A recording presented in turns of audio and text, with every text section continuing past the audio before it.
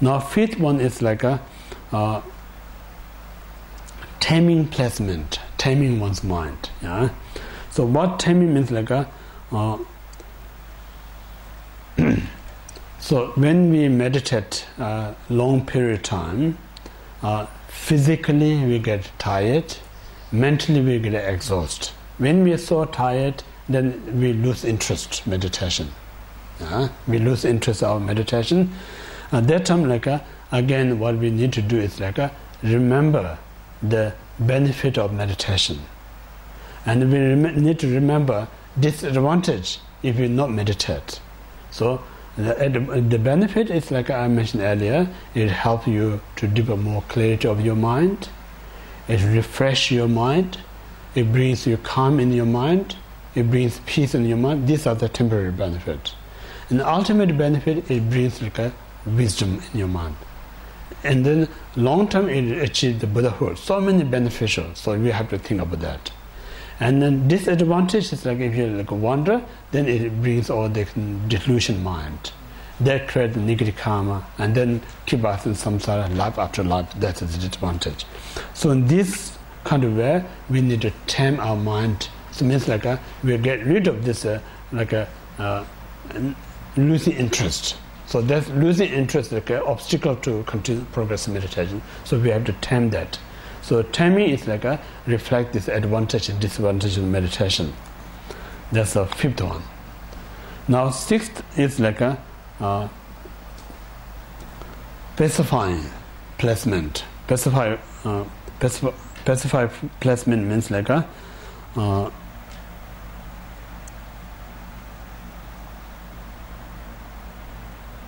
so that's yeah. That means like it's a similar. I think fifth one. When we meditate, while we're meditating, during the meditation, lots of thought comes in your mind, or maybe lots of delusion arise in your mind. That time, you just need to remember the harmful of these thoughts, harmful of this delusion mind. So when you think about this disadvantage, then it's a pacify these thoughts in delusion mind. Once you pacify this delusion and discuss the thought, then again you can continue to place on object. Make sense or not? Yeah? Make sense? Yeah, that's a sixth one. Now seventh one is like a truly pacify placement. So that means like a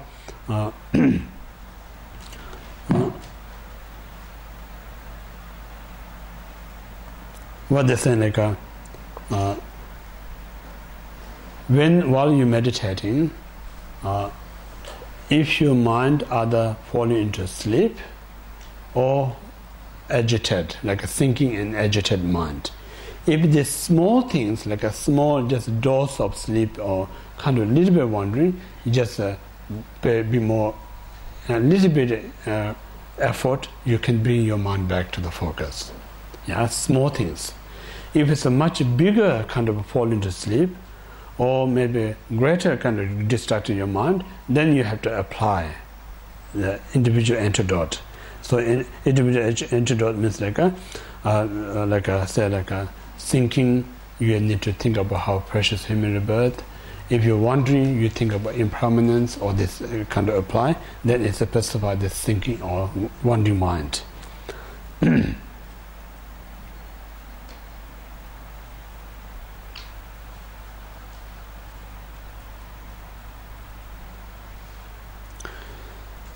So that's the seventh.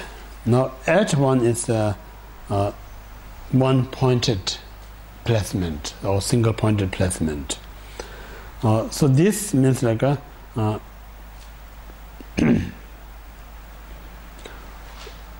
when you put effort, you have a power to stay your mind on the object long period of time.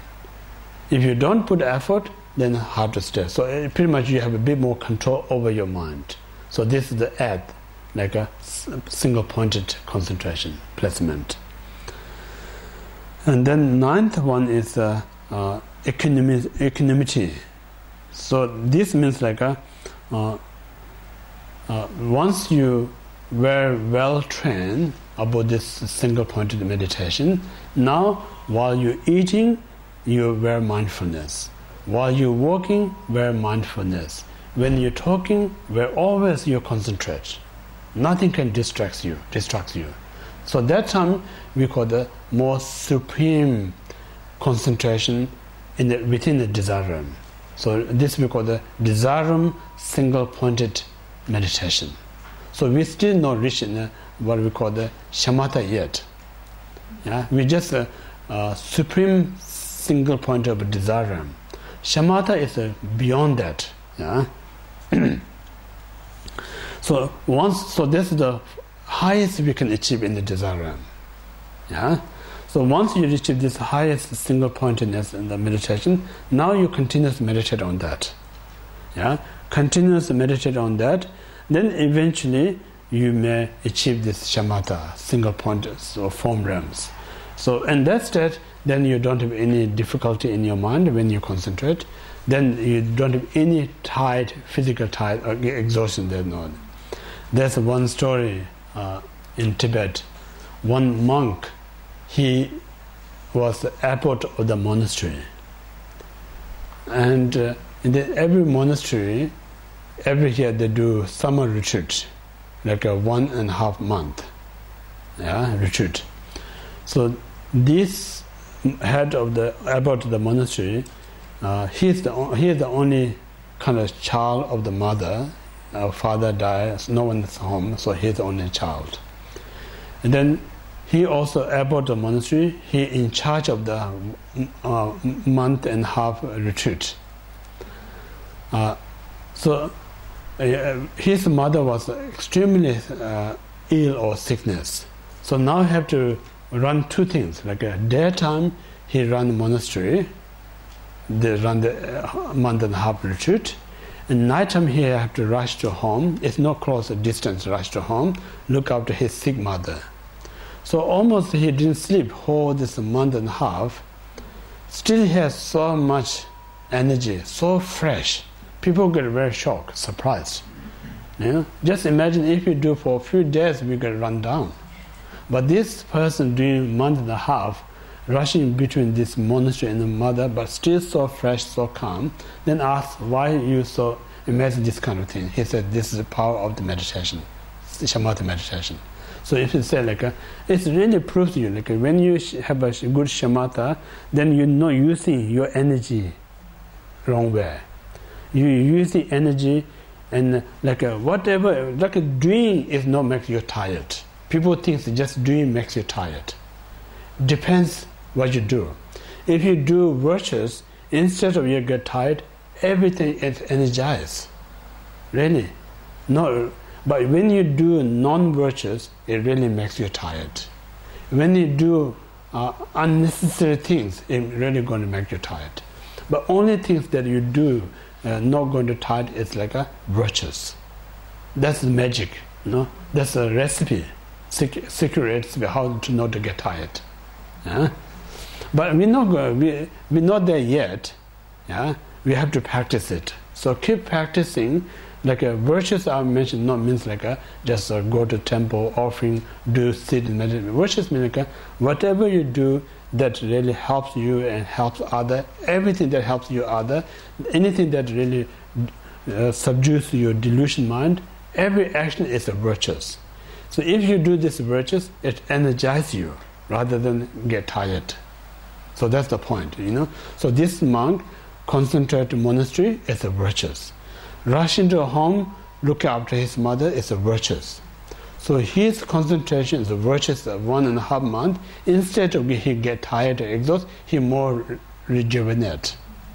So that's the magic. Yeah.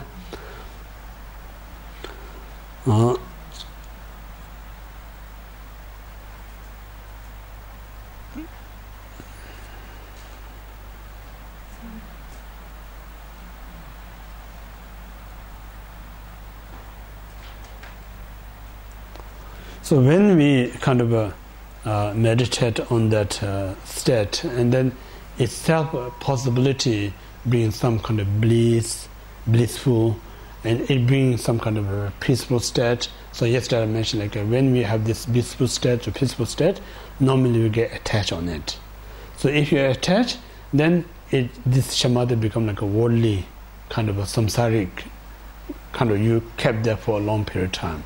So that very moment you have to remember, it's a blissful, it's a peaceful, but I'm not the main reason I'm doing this shamatha because it's doing to develop the vipassana. So you have to remember it. Yeah? So if you remember, then you're not caught up that blissful state. You're not going to caught up this blissful, rather it develops the vipassana mind. Yeah?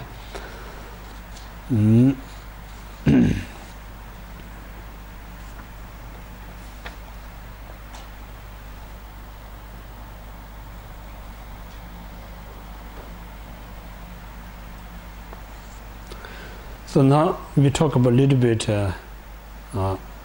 experience, what kind of you're going to get during the meditation. Yeah?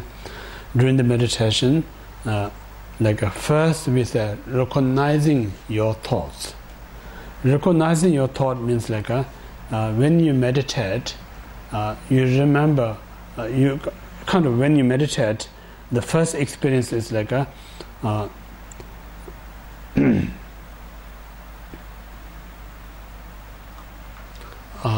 first experience you notice so many thoughts coming in you. Soon you meditate, lots of thoughts comes up.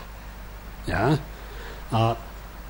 this lots of thought coming up is not that, or it's not happening time you meditate. This happening all the time, but we not notice our thought. So when you soon meditate, you realize, soon we meditate, our thought comes, it kind of disturbs you. Usually I say when we chatting around, we can't hear noise outside there. But soon we keep silence, we're hearing noise out there. So this silence not bring the noise. Noise is always there because we're distracted chatting around, we can't hear that. Soon we keep silence, then we start hearing. So similarly, while we're just talking, doing things, thoughts always there, busy thought there, but we not notice about it. Soon we try to meditate, then this thought, that's because the first recognizing your thought. So this is a good, now you know how busy of your mind. Now you know why I'm so stressed. Now you know why I can't sleep. Now I know why I'm so grumpy. All this because it have a reason, It's not just happening without reasons. But in the past we not notice about that. We just say I'm simply grumpy. We just simply say I'm a bit tired. We just think I'm just a bit more unhappy. We just think that, but we don't realize this thought is creating in our mind. So when you notice, now that's the reason. That's the prime reason we need to meditate. Meditation is the treatment of your mind. If your mind is perfectly all right, why we need to give this treatment? So then you much more appreciate to meditate, because now you know that you have a problem. So in order to resolve the problem, one need to meditate. So that's the reason the first experience, recognize your thought, busy thought.